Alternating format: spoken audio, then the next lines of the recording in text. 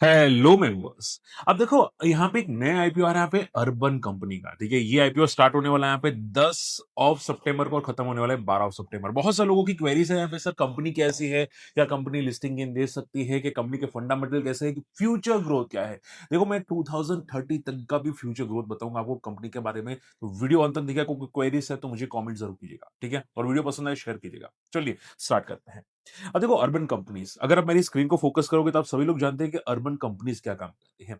अगर आपको AC repair करवाना हो, प्लम्बर बुलाना हो, या फिर टीवी रिपेयर करवाना हो, या फिर पेस्ट कंट्रोल करवाना हो, या कुछ भी करना हो, ठीक है, जो लोकल काम होते हैं वो कुछ भी करना हो तो यहाँ पे अर्बन कंपनी को बुलाया जाता है। ठीक है, लाइक आप ये समझो जसडल जैसा। ठीक है, वो आपको कुछ भी लोकल सर्विस चाहिए तो यहाँ पे पहले जसडल को हम लोग चूज कर रहे थे, अभी के टाइम पे अर्बन कंपनी आ चुकी है।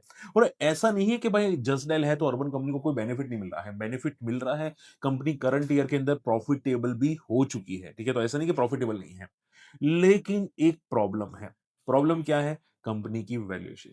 कंपनी में देखो, मैं अगर वन शॉट आंसर करूं तो लिस्टिंग गेन मिल सकते हैं, अभी के हिसाब से 10 से 12% के लिस्टिंग गेन है, और चांसेस ये भी है कि लिस्टिंग के बाद शायद थोड़ा बहुत आपको पॉजिटिव भी दिखाई दे। उसका रीजन क्या है कि जितनी भी न्यूली लिस्टेड कंपनी है, ध्यान से सुनो, जितनी भी न्यूली लिस्टेड कंपनी है, like Ola, like Swiggy, like Eternal, Zomato, ठीक है, सभी लिस्टिंग के बाद पॉजिटिव हुई है। हालांकि एक आध महीने के लिए फिर तो नेगेटिव हो जाती है, लेकिन फिर उसके बाद काफी टाइम के बाद वापस पॉजिटिव हो जाती है। लेकिन पॉइंट क्या आ जाता है कि लिस्टिंग के बाद थोड़ी बहुत पॉजिटिव रहती है। ठीक है, नाइका, ओके।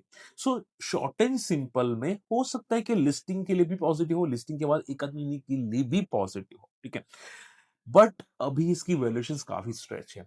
अब देखो, इसका जो पीयर कंपैरिजन है, मेरी स्क्रीन को फोकस करते रहेगा, ठीक है, इसका जो पीयर कंपैरिजन है, आप बोल सकते हैं जसडेल, जसडेल 11 की पी पे ट्रेड करा है, 11.6 की पी पे ट्रेड करा है। और मैं अगर अर्बन कंपनी की बात करने जाऊं तो अभी जो आ रहा है, ठीक है, अभी जो वैल्यूएशन आ रहा है वो यहाँ पे 62 से लेके 66 की पी आपको दिखाई दे रही है।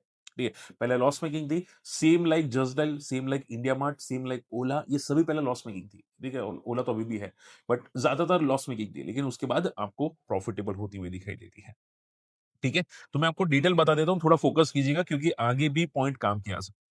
ठीक है, और इतना आपको समझ में है मेरे वीडियोस तो वीडियो शेयर जरूर कर लेना। ठीक है, चलिए, सबसे पहली बात, सबसे पॉजिटिव क्या है, देखो, पॉजिटिव ये है कि आईपीओ आने से पहले एंकर बुक्स आती हुई दिखाई दी है, और इसमें बड़े-बड़े नाम आ रहे हैं। ठीक है, कि भाई ऑलरेडी आईपीओ से पहले 500 करोड़ का यहाँ पे प्री ओपनिंग राउंड हो चुका है। ठीक है, जिसमें बहुत सारी कंपनीज ने यहाँ पे स्टेक को टेक ओवर किया है, जैसे कि मान लो पेरीमा ने बॉट किया है टाइगर ग्लोबल के शेयर्स। ठीक है, प्रोसेस ने यहाँ पे ट्राई किया है एसएल के, एसबीआई म्यूचुअल फंड ने भी ट्राई की है टाइगर ग्लोबल के। तो शॉर्ट एंड सिंबल में प्री ओपनिंग राउंड यहां पे हो चुका है, यानी कि अभी भी काफी लोग इंटरेस्टेड है ये वैल्यूशीज पे। Okay, first point. Second point, sir IPO कितना बड़ा है? आईपीओ आप देखोगे 1900 करोड़ का आईपीओ है। ठीक है, मेरी स्क्रीन को फोकस रखते रहेगा, 1900 करोड़ का आईपीओ है। ऑफर फॉर सेल है 1400 करोड़ की। ठीक है, यानी कि प्रमोटर थोड़ा बहुत स्टेक निकालना चाहते हैं। फ्रेश इशू 4.5 500 करोड़ के आसपास है, यहाँ पे 450 करोड़ के आसपास का है। प्राइस बैंड बहुत छोटी है, 98 टू 103, विच इज ओके। ठीक है, काफी काफी स्टेबल प्राइस है। नेगेटिव एक क्या है, रिटेल का पोर्शन सिर्फ 10% का है। ठीक है, तो आपको अलॉटमेंट के चांसेस कम हो जाते हैं। अगर आप मान लो एचएनआई में ट्राई करते हैं, यानी कि 2 लाख के ऊपर की एप्लीकेशन आप ट्राई करते हैं, तो बेनिफिट थोड़े बहुत ज्यादा बेटर मिल सकते हैं एज कम्पेयर टू रिटेल, ज्यादा बेटर मिल सकते हैं। ओके, सो वो ध्यान में रखिएगा। ओके, इसके अलावा अब पूछे सर अर्बन कंपनी, वैसे हम लोगों ने देखा तो है कि भाई लोकल सर्विस प्रोवाइड करती है, कोई लेती है क्या? डेफिनेटली बहुत सारे लोग लेते हैं। कंपनी का प्रेजेंस 51 सिटीज में है, इंक्लूडिंग इंडिया और आउट ऑफ इंडिया। ठीक है, आउट ऑफ इंडिया भी कंपनी का प्रेजेंस है, हालांकि छोटा है, अराउंड आई थिंक 5-7% का प्रेजेंस होगा, लेकिन हाँ प्रेजेंस है। आउट ऑफ इंडिया भी इनका प्रेजेंस है। ठीक है, सो आप यहाँ पे मेरी स्क्रीन को फोकस कर सकते हैं, यहाँ पे कंपनी का प्रेजेंस 51 सिटीज के अंदर है। कंपनी ने 2023 में रेवेन्यू किया था 600 करोड़ के आसपास, अभी 2025 के अंदर 1100 करोड़ का रेवेन्यू हो चुका है। कंपनी ने पहले लॉसेस किए थे, मार्जिन्स ठीक है नेट कम थे। लास्ट ईयर के अंदर यहाँ पे 239 करोड़ का प्रॉफिट है, जिसमें एक्सेप्शनल प्रॉफिट ज्यादा दिखाई दे रहा है, बाकी 2-3 करोड़ का है, ये एक्सेप्शनल प्रॉफिट है। ठीक है, सो उसके बाद फर्स्ट क्वार्टर के भी रिजल्ट्स आ चुके हैं, वो भी प्रॉफिटेबल बता रहे हैं, फर्स्ट क्वार्टर भी थोड़ा बहुत प्रॉफिटेबल है। लेकिन अगर ध्यान से देखोगे, रेवेन्यू और एक्सपेंसेस को कंपेयर करोगे, क्योंकि रेवेन्यू 367 करोड़ है, एक्सपेंसेस 384 करोड़ है, तो रेवेन्यू से ज्यादा एक्सपेंसेस है, विच मीन्स कि यहाँ पे अदर इनकम से एडजस्ट किया गया है। ठीक है? तो ये प्रॉफिटेबल बताने के लिए आपको एडजस्ट किया गया है। हम समझ रहे हैं, ठीक है? सो पॉइंट क्या आ जाता है कि ये वैल्यूएशन स्ट्रेच है। मैं क्या बोल रहा हूँ ध्यान से सुनिएगा। ये वैल्यूएशन स्ट्रेच है, लाइक लाइक आप सभी को पता है कि कार ट्रेड पहले वैल्यूएशन स्ट्रेच थी, उसके बाद क्या हालत हुई कार ट्रेड की लिस्टिंग के बाद? आप लोगों ने देखा होगा, चार्ट देख लेना यहाँ पे, ठीक है? इसके बाद पेटीएम की क्या हालत हुई लिस्टिंग के बाद? ठीक है? वापस आया, ज़रूर आया, लेकिन पहले क्या हुआ? ठीक है? ज़ोमैटो में क्या हुआ पहले भी? ठीक है? 1-2 महीने पॉजिटिव हुआ, फिर क्या हुआ? उसके बाद धड़ाम, ठीक है?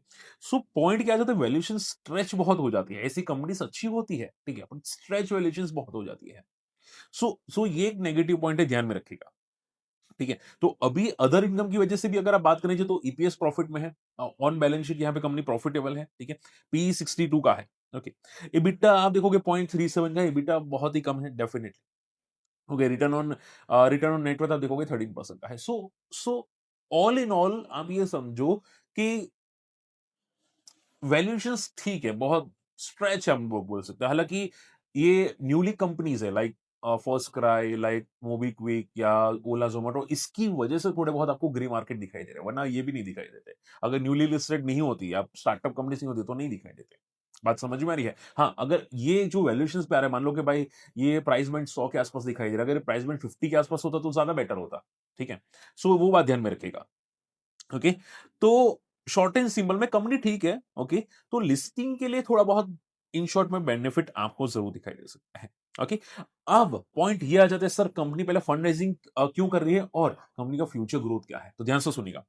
कंपनी का फ्यूचर ग्रोथ जो मैंने यहाँ पे चार्ट्स मेरे स्क्रीन को फोकस करते रहेगा, कंपनी का जो फ्यूचर ग्रोथ यहाँ पे दिखाई दे रहा है, सी मेरी स्क्रीन देखते रहेगा। कंपनी का अगर फ्यूचर ग्रोथ आप देखोगे तो कंपनी का रेवेन्यू फ्यूचर में एफवाई 25 से लेके 2030 तक, जो अभी आपको 1000 करोड़ के आसपास दिखाई दे रहा है, वो रेवेन्यू 5000 करोड़ तक आपको जाता हुआ दिखाई दे सकता है, अगर ग्रोथ मेंटेन आपको रहता हुआ दिखाई दे, जो चांसेस है कि ग्रोथ मेंटेन रह सकता है, ठीक है। इसके अलावा हम लोग अगर प्रॉफिट प्रोजेक्टेड कर रहे हैं यहाँ पे, तो वो जो प्रॉफिट आपको 200 या 100 करोड़ के आसपास दिखाई दे रहा है, ठीक है, वो भी अदर एक्सेप्शन की वजह से, वो आगे जाके आपको 600 करोड़ तक का भी आपको प्रॉफिट आपको जरूर दिखाई दे सकता है, ठीक है।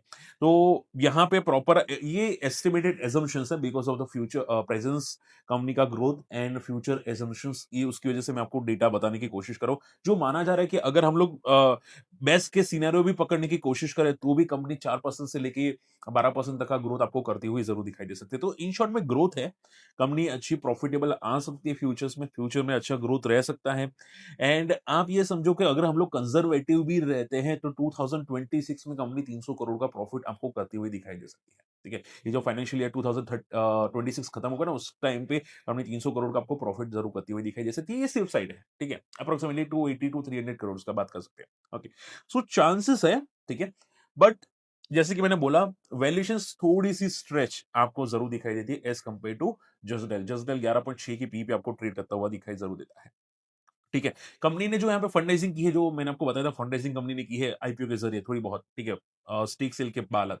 तो वो फंड रेजिंग आप देखोगे यहाँ पे कंपनी ऑफिस रेंट पे रखने वाली, जिसमें 75 करोड़ यहाँ पे यूज करेगी, क्लाउड इंफ्रा सेटअप करने वाली 190 करोड़ का, एंड मार्केट एक्टिविटीज पे कम से कम या मार्केटिंग कर सकते हैं थोड़ी बहुत, वो है 90 करोड़ का, ठीक है। सो शॉर्टेज सिंपल में अगर वन शॉट में आंसर करूं मैं, तो चांसेस है लिस्टिंग ये ले सकता है, हो सकता है एक आध दिन भी पॉजिटिव रहे लिस्टिंग के बाद, लेकिन उसके बाद थोड़ी प्रॉब्लम आपको दिखाई जरूर दे सकती है, like FirstCry, like Ola, like Swiggy, like Zomato, like CarTrade, वो उसी जैसी आपको थोड़ी बहुत प्रॉब्लम आगे जाके जरूर दिखाई दे सकती है, ठीक है। वो मिड टर्म की बात होगी, ठीक है। लॉन्ग टर्म में आपको बता चुका हूँ, प्रोजेक्शंस बता चुका हूँ। तो वीडियो कैसा लगा, वीडियो शेयर जरूर कीजिएगा, कमेंट कीजिएगा आपको इस टाइप के कौन से और वीडियोस चाहिए, और चैनल को शेयर करना मत भूलिएगा। मिलते हैं अगले वीडियो में, टेक केयर, बाय बाय।